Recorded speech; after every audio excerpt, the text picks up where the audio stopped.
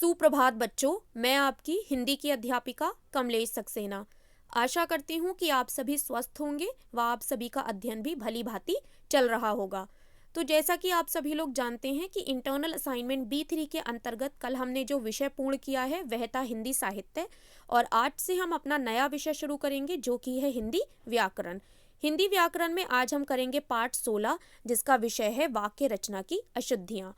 तो जैसा कि आप सभी लोगों ने देखा होगा कि पाठ 16 वाक्य रचना की अशुद्धियाँ का व्याख्यान मैंने आपको एक YouTube लिंक के माध्यम से आपके WhatsApp ग्रुप पर प्रदान किया है, और मैं आशा करती हूँ कि आप सभी ने वह वीडियो देखा होगा व इस पाठ को ठीक प्रकार से समझा होगा।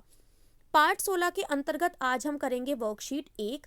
आज का कार्य प्रारंभ करने से पहले आप सभी लोगों को आज की दिनांक अपनी कॉपियों पर लिखनी है, जो कि है 9 जनवरी 2021। इसके साथ ही आप सभी लोगों को डालना है ऑनलाइन कक्षा कार्य व आपको डालना है पाठ 16 वाक्य रचना की अशुद्धियाँ।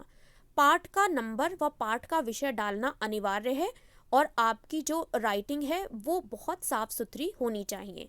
तो चलिए देखते हैं कि आज का हमारा क्या कार्य रहेगा। आज की वर्कशीट में मैं आपको पाठ 16 से संबंधित अभ्यास समझाऊंगी। पहला अभ्यास है शुद्ध वाक्य के सामने सही तथा अशुद्ध के सामने गलत का चिन्ह लगाइए। जो वाक्य शुद्ध है उसके आगे सही का चिन्ह लगाना है, और जो अशुद्ध है उसके सामने गलत का चिन्ह लगाना है। पहला वाक्य है हमारा मैंने हस्ताक्षर कर दिए, जो कि शुद्ध है, इसीलिए हमने यहाँ पर सही का निशान लगाया है। दूसरा वाक्य है वह 7वें कक्षा में पढ़ता है, जो कि अशुद्ध है, इसीलिए हमने यहाँ पर गलत का चिन्ह लगाया है। शुद्ध वाक्य होगा वह 7वीं कक्षा में पढ़ता है।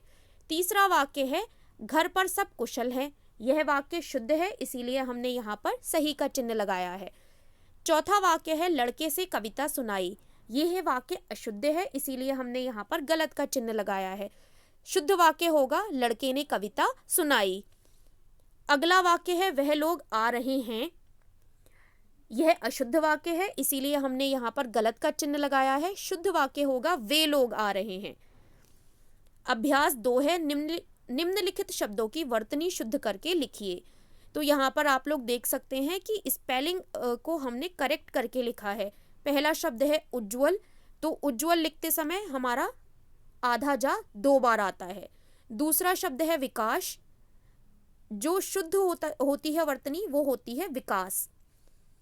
श्रीमती, श्रीमती में हम बड़ी ई की मात्रा लगाते हैं ता पर। मुश्किल नहीं होता है, शुद्ध वर्तनी होगी मुश्किल। कल्याण, कल्याण होता है, षटकोण वाला हम यहाँ पर ड़ा बनाते हैं। आतिथि, जो हमारी शुद्ध वर्तनी होती है वो होती है अतिथि। आशीर्वाद, आशीर्वाद इस प्रकार लिखा जाता है। अगला है पूज्यनीय, पूज्यनीय नहीं लिखते हैं, पूजनीय लिखते हैं। सीढ़ियाँ, सीढ़ियाँ में हम ये वाला अड़ा बनाते हैं। नाश नहीं होता है, शुद्ध वर्तनी होती है नाश। तीसरा अभ्यास है निम्नलिखित वाक्यों को शुद्ध करके लिखिए। पहला वाक्य है यहाँ नहीं बैठो, जो शुद्ध वाक्य होगा वो होगा यहाँ पर नहीं बैठो। दूसरा वाक्य है जाओ मैं तेरे से नहीं बोलता, शुद्ध वाक्य होगा जाओ मैं तुमसे नहीं बोलता। तीसरा वाक्य है बच्चों को काटकर केक दे दो, शुद्ध वाक्य होगा बच्चों को केक काटकर दे दो।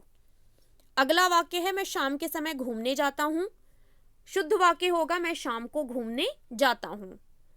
अगला वाक्य है यह थैला बहुत भारा है, शुद्ध वाक्य होगा यह थैला बहुत भारी है। अगला वाक्य है दिल्ली में देखने योग्य कई दर्शनीय स्थल हैं, शुद्ध वाक्य होगा दिल्ली में कई दर्शनीय स्थल हैं। दर्शनीय स्थल वही होते हैं जो देखने योग्य होते हैं। अगला वाक्य है एक सेब की पेटी ला दीजिए, शुद्ध वाक्य होगा सेब की एक पेटी ला दीजिए। आखिरी वाक्य है हमारा उसका प्राण निकल गया, शुद्ध वाक्य होगा उसके प्राण निकल गए।